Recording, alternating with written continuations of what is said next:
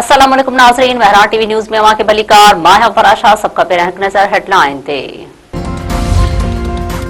America ऐं Israel Iran मथां फिज़ाई हमला तेज़ करे छॾिया। तेहरान जे मेहराबाद एयरपोर्ट वेझो ज़ोरदार धमाको, हिकु सिनागोग मुकमल तौर ते तबाह। कर्ज़ में रिहायशी इमारत खे निशानो बणाए वियो। केतिराई माण्हू शहीद ऐं ज़ख़्मी थियण जो ख़दशो। इमदादी कार्रवायूं जारी।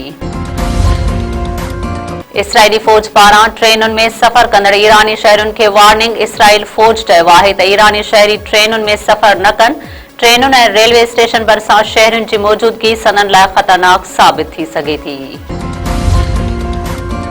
अमरीकी सदर ईरान खे तबाह करण जी धमकी ॾेई छॾी। ट्रंप चयो आहे त ईरान खे हिक ई राति में तबाह करे सघूं था। शायदि उहा राति अॼोकी हुजे। ईरान खे ॾींहं लाइ अरबा 5 वॻे ताईं जी ॾिनल डेडलाइन हतमी आहे। ओल ऑफिस में प्रेस कॉन्फ्रेंस कंदे डोनाल्ड ट्रंप वधीक चयो आहे त ॻाढुनि लाइ कुझु सुठा मुल्क टियाकड़ी करे रहिया आहिनि। अहिड़ो मुआइदो चाहियूं था जेको मूंखे क़ाबिल क़बूल हुजे।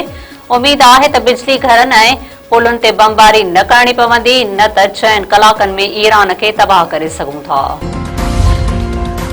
ईरान जे सुप्रीम लीडर मुज्तबा खामनई चयो आहे त जंगी ॾोहारियुनि जूं धमकियूं उन्हनि जी बौखलाहट आहे। प्लेन, बिजली घरनि, इस्पतालुनि ऐं स्कूलनि खे तबाह करणु इंसानियत ख़िलाफ़ ॾोह आहे। पंहिंजे बयान में ईरानी सुप्रीम लीडर चयो आहे त बैन अल-अक़वामी इदारनि जो ख़ामोश रहणु अफ़सोसनाक ऐं बेहिसी आहे। पंजाब ऐं KPK समेत मुल्क जे मुख़्तलिफ़ इलाइक़नि में बरसात। वफ़ाक़ी गादी वारे शहर में तेज़ हवा सां गॾु वसकारो। रोडनि ते पाणी बीहजी वियो। पिशावर, मुज़फ़राबाद, नीलम, जहलम समेत आज़ाद कश्मीर जे इलाइक़नि में बि बरसात। ओभावड़ो ऐं ॾहरकीअ समेत सिंध जे कुझु इलाइक़नि में पिणु बादल बरसी पिया। मौसमियात खाते तरफ़ां 8 अप्रैल ताईं मुल्क में बरसात जी अॻकथी।